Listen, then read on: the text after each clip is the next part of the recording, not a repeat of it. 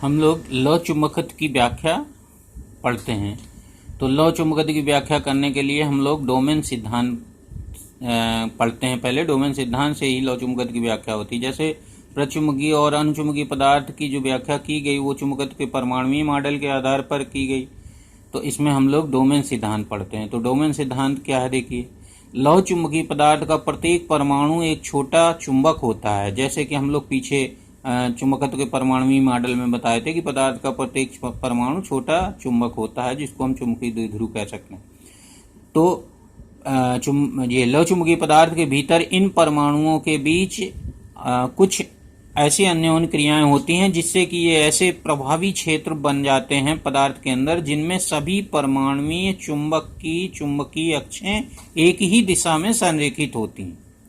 तो ऐसे क्षेत्र बना लेते हैं पदार्थ के अंदर सब, जिनके यूं समझिए कि जिनका नेचर एक जैसा है, वो सब मिलकर एक जगह इकट्ठा हो गए। तो वे परमाणु जिनकी चुंबकीय अक्षें एक ही दिशा में होती हैं वो क्षेत्र बना लिए। तो इन क्षेत्रों को कहते हैं, इन प्रभावी क्षेत्रों को डोमेन कहा जाता है, डोमेन कहते हैं। तो ये है डोमेन की वो परिभाषा, समझ लीजिए कि डोमेन क्या है। तो ये है डोमेन। प्रत्येक डोमेन में 10 की घात 17 से लेकर 10 की घात 21 परमाणु होते हैं। तो काफी सारे परमाणु होते हैं एक डोमेन में। अब यहाँ पर हमने जो है इसको सिंपल वे में इस तरह समझिए कि ये मान लीजिए पदार्थ है, इसको हमने 4 पार्ट में बांट लिया। 4 पार्ट में बांटने के लिए तो ये इस पार्ट में जो चुंबकीय आघूर्ण की दिशा है वो इस डायरेक्शन में, यानी इस पार्ट में जितने भी परमाणु हैं उनकी चुंबकीय अक्षें इधर को संरेखित हैं। इसी तरह से इसमें इधर को संरेखित है, इसमें इधर को संरेखित है, इसमें इधर को। और ये भी लिख देना कि डोमेन, पड़ोसी डोमेन की जो चुंबकीय अक्षें होती हैं वो भिन्न होती हैं। अब देखिए, अगर देखा जाए तो इसमें इसका अगर चुंबकीय आघूर्ण निरस्त करेगा तो ये इसका निरस्त कर देगा, तो सिग्मा एम बराबर 0, यानी सामान्य अवस्था में पदार्थ का जो चुंबकीय आघूर्ण होगा वो 0 का आ जाएगा। तो ये लिखा हुआ है यहाँ पर, पदार्थ में डोमेन इस प्रकार अनियमित रूप से अभिविन्यस्त होते हैं कि डोमेनों का जो नेट चुंबकीय आघूर्ण होता है वो शून्य होता है। तो यहाँ पर नेट चुंबकीय आघूर्ण हम शून्य दिखा देंगे। तो सिंपल वे में इस तरह बना लेना और बराबर बनाना। जैसे यहाँ पर हमने 4 बना दिए, यहाँ पर 6 बना दिए, यहाँ 6, यहाँ 6, तो सब में 6 बना देना।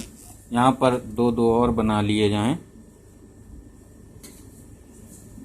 तो इस तरह से, और ये जो हैं ये डोमेन कहलाते हैं। ये एक डोमेन, 2, 3, 4, ये सब डोमेन कहलाते हैं। अब आगे और समझिए। अब हम लोग ये पढ़ेंगे कि जब हम बाह्य चुंबकीय क्षेत्र में लौ चुंबकीय पदार्थ को रखते हैं तो किस प्रकार से वह चुंबकित हो जाता है। तो जब लौ चुंबकीय पदार्थ को बाह्य चुंबकीय क्षेत्र में रखते हैं तो चुंबकत्व का गुण 2 कारणों से उत्पन्न होता है। तो पहला है डोमेन की परिसीमा में विस्तार द्वारा, डोमेन की परिसीमा में विस्तार द्वारा। तो देखिए यहाँ पर जब हम लोगों ने बाह्य चुंबकीय क्षेत्र में इसको लौ चुंबकीय पदार्थ को रखा तो ये जो डोमेन है जिसमें की चुंबकीय अक्षें बाह्य क्षेत्र की दिशा में हैं, उस डोमेन का आकार कुछ बढ़ जाएगा, तो उसकी परिसीमा बढ़ जाएगी, उसका क्षेत्र बढ़ जाएगा। ये तो जब क्षेत्र इसका बढ़ जाएगा, यानी जो पड़ोसी डोमेन के जो परमाणु थे वो भी इस डोमेन वाले परमाणुओं की दिशा में संरेखित हो जाएंगे, यानी घूम जाएंगे। तो इस प्रकार इसका क्षेत्र बढ़ जाएगा। तो इस तरह से हम लोग चित्र दूसरा बना लेंगे कि इसमें बढ़ जाएंगे परमाणु जिसकी दिशा बाह्य क्षेत्र की दिशा में है।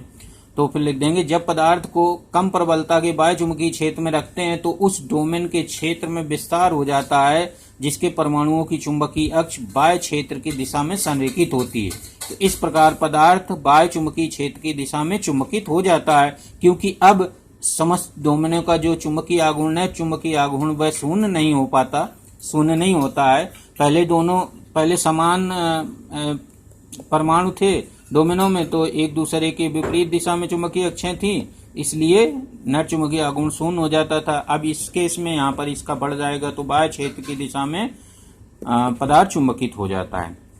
अब दूसरा जो कारण है चुंबकित होने का, वह डोमेन के घूर्णन द्वारा है। तो डोमेन के घूर्णन द्वारा तब होता है जब प्रबल बाह्य चुंबकीय क्षेत्र में रखा जाता है। तो यहाँ पर डोमेन के घूर्णन, सारे डोमेन घूम गए, सारे डोमेन घूमकर सारी चुंबकीय अक्षें सारी परमाणुओं की बाह्य क्षेत्र की ओर हो जाती हैं। तो इस प्रकार ये प्रबलता से चुंबकित हो जाता है। तो इसको इस तरह लिख देंगे कि जब लौ चुंबकीय पदार्थ को अधिक प्रबलता के बाह्य चुंबकीय क्षेत्र में रखते हैं तो उसके समस्त डोमेन बाह्य चुंबकीय क्षेत्र की दिशा में संरेखित हो जाते हैं और पदार्थ क्षेत्र की दिशा में प्रबलता से चुंबकित हो जाता है।